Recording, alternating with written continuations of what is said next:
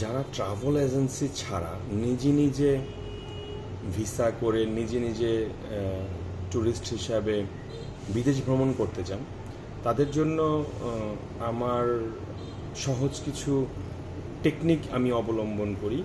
এই টেকনিকগুলো আপনারা অবলম্বন করতে পারেন। যেমন একটা বড় ব্যাপার হচ্ছে সিজন। অনেকেই চিন্তা করে পিক সিজন কোনটা, ভালো সিজন কোনটা। আমি বলবো একদম পিক সিজন বা ভালো সিজনে সব ট্যুরিস্টরা যাওয়ার চেষ্টা করে। তখন যেটা হয়, তখন অনেক ভিড় হয়, হোটেলের খরচ অনেক বেড়ে যায়, খাবার দাবারের দাম অনেক বেড়ে যায়, ট্রান্সপোর্টেশনে অনেক খরচ হয়। এই সবগুলা মিলাইয়া অনেক লসে পড়তে হবে আপনি যদি একদম পিক টাইমে যেতে চান। আমার মতে পিক টাইমে না গিয়ে পিক টাইম শুরুতে অথবা পিক টাইমের লাস্টের দিকে, এক একটা দেশের পিক টাইম এক এক সময়, এক একটা দেশের ভালো সিজন, ট্যুরিস্ট সিজন এক রকম হয়।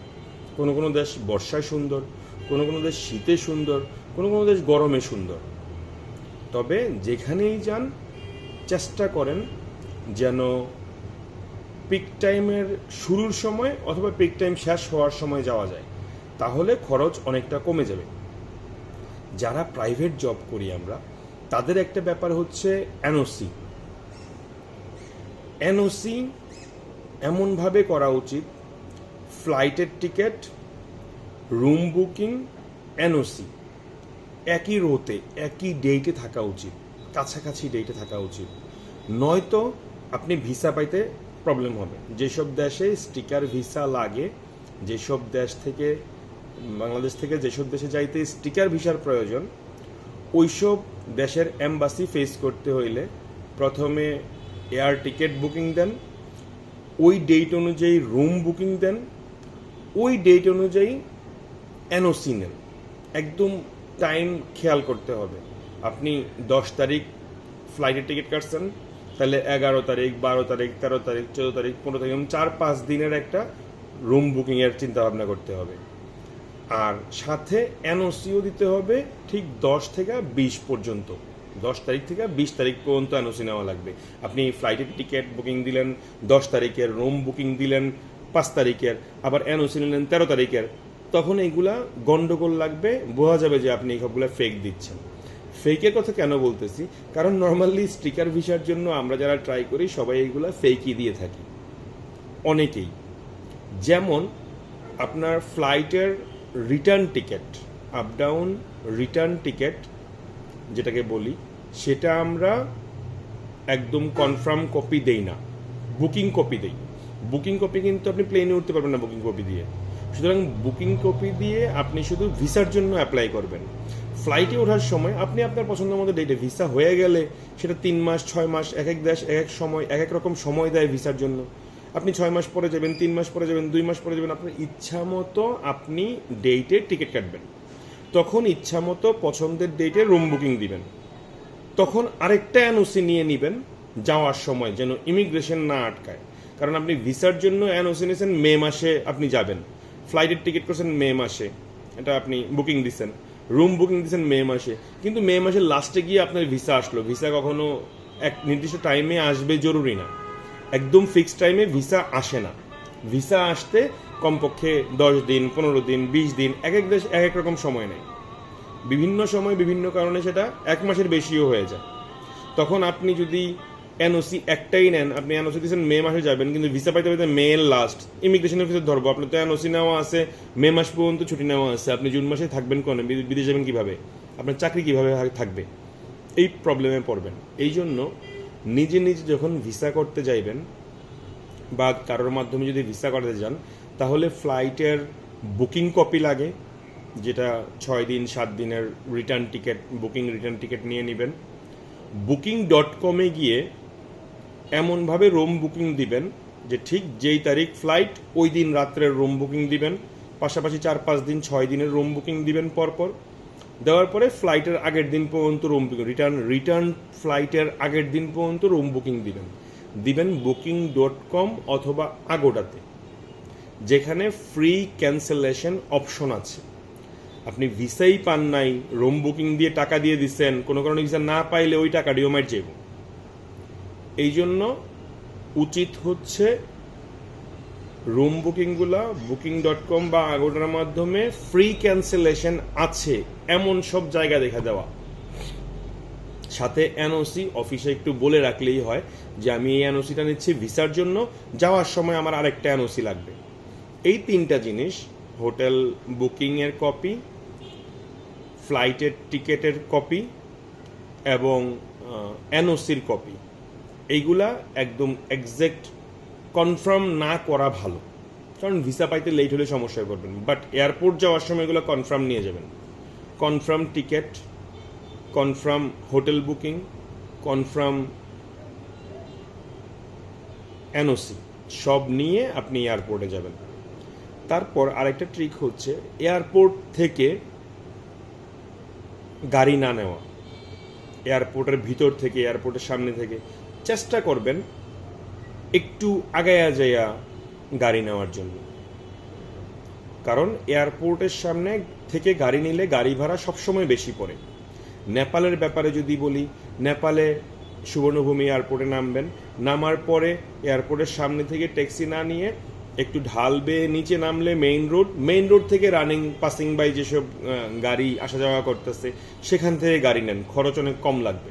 আপনি এয়ারপোর্টের সামনে থেকে যদি থামেল স্ট্রিট যেতে চান, যে নেপালে যেখানে সবাই থাকে কাঠমান্ডুতে থামেল স্ট্রিট, সেখানে যেতে চান, ভাড়া নেবে 1200 রুপি। আর যদি নিচে নেমে পাসিং বাই যেসব ট্যাক্সি আছে ওইগুলোর সিগন্যাল দিয়ে দাঁড় করায় যদি আপনি ঠিকানা দেখাই দেন ম্যাপে আমি এখানে যাবো, বা হোটেলের ঠিকানা দেখাই দেন যে আমি এখানে যাব, ওরা 600, 650, 500 এর মধ্যে আপনি পেয়ে যাবেন। ডাবল ডিফারেন্স হয় প্রত্যেকটা জায়গাতে এরকম। আপনি কি বলবো, মালদ্বীপে যান, মালদ্বীপে এয়ারপোর্টের সামনে থেকে যদি আপনি লোকাল ট্যাক্সি নেন খরচ অনেক বেশি, কিন্তু আপনি ওয়াটার ট্যাক্সি নেন 10 টাকা দিয়ে মালে শহরে চলে যান, কারণ এয়ারপোর্টটা হুলু মালের দিকে পড়ছে, মালে শহরের উল্টা পাশে পড়ছে। মালে শহরে চলে যান, ওয়াটার ট্যাক্সি, স্পিড বোট টাইপের, ফেরি টাইপের জাহাজ, ছোট শিপ, এগুলোতে নিয়ে যাবে 10 রুপিয়া লাগবে। এই জিনিসগুলা একটু মেনটেন করা উচিত যেখানেই যান। হোটেল থেকে, এয়ারপোর্ট থেকে সরাসরি হোটেলের গাড়ি না নেওয়া, একটু বাইরে গিয়ে দূরে গিয়ে নিলে খরচটা কম পড়ে। আর হোটেলের রুমের ব্যাপারে যদি বলি, যত জায়গায় যাবেন কম খরচে রুম ট্রাই করবেন, যেটা আমি করি। হোটেলের খরচ বেশি দেওয়ার মধ্যে কিছু আমি খুঁজে পাই না। আমি কম খরচে ঘোরার মানুষ, কম খরচে ঘোরার চেষ্টা করি। আমি হোটেল কম দামেই খুঁজি, তবে স্পটের কাছাকাছি। যেই দেশেই যাবেন, নিজে নিজে যখন যাবেন তখন এক জায়গায় এক রকম সুন্দর জায়গা আছে দেখার। যেটা সি বিচে যাবেন, আপনি সি বিচ দেখতে যাবেন, থাইল্যান্ডে যাবেন, তাহলে আপনার রুম হওয়া উচিত সি বিচের পাশাপাশি। মালে সিটি, মালদ্বীপ এমনিই ছোট দেশ, ছোট ছোট শহর, এখানে এক জায়গায় নিলেই হয়, যে কোনো জায়গায় যাবেন ওয়াকিং ডিস্টেন্স। আর যদি আপনি ব্যাংককে যান, তাহলে ব্যাংককে শহরের থেকে এয়ারপোর্ট 40 কিলোমিটার দূরে থাকতেই হবে আপনাকে শহরের মধ্যে, এটা অনেক দূরে এমনিতেই। সুতরাং স্পটের কাছাকাছি রুম নেওয়া ভালো। স্পটের আশেপাশে যেহেতু বললাম যে আপনি যদি নেপাল যান, নেপালে কাঠমান্ডুতে আপনি থাকা উচিত থামেল স্ট্রিটের আশেপাশে, কারণ থামেল স্ট্রিটের আশেপাশে অনেকগুলা ঘোরার জায়গা আছে।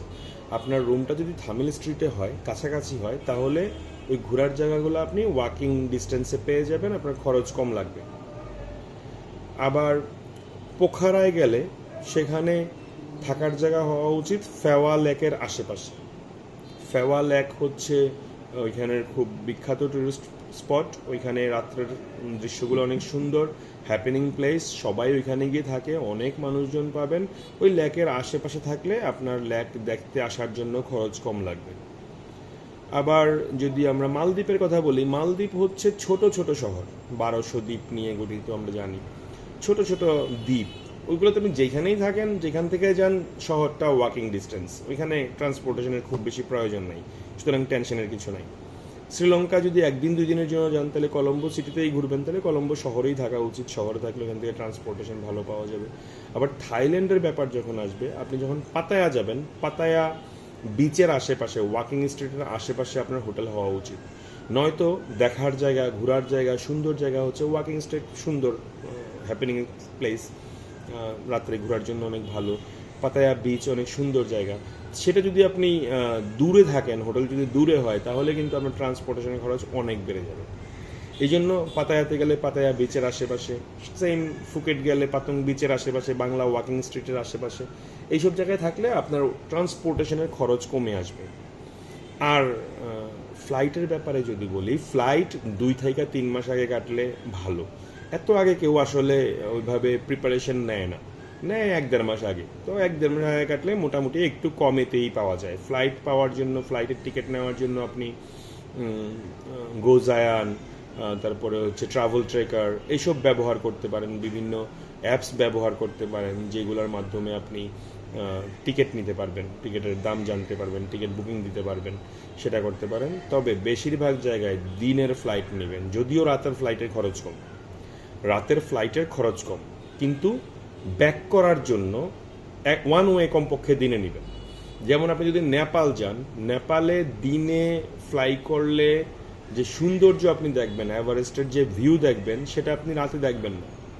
আবার রাতে এয়ারপোর্ট খানিকটা রিস্কিও, নেপালের এয়ারপোর্ট পৃথিবীর রিস্কি এয়ারপোর্টের মধ্যে একটা আমরা জানি। সো রাতে একটু রিস্কিও, হয়তো ভয়ও লাগে, বাট দিনে হইলে সুন্দর দেখায়। সেম আপনি মালদ্বীপ যান, দিনে আকাশ থেকে মালদ্বীপ দেখার যে সৌন্দর্য, একদম মনে হয় যেন অনেকগুলা মুক্তা দিয়ে মুক্তার মালা তৈরি করে রাখছে, সেটা আপনি রাতে কমই দেখবেন না রাতে, দিনেই যাওয়া লাগবে। থাইল্যান্ডের সেম অবস্থা। এই জন্য একটা ওয়ে কমপক্ষে দিনে কাটেন, যেন সহজে আপনি সুন্দরভাবে আকাশ থেকে দেশটা দেখা যায়, কিছু সুন্দর জিনিস দেখা যায়, সেগুলো দেখতে পারেন।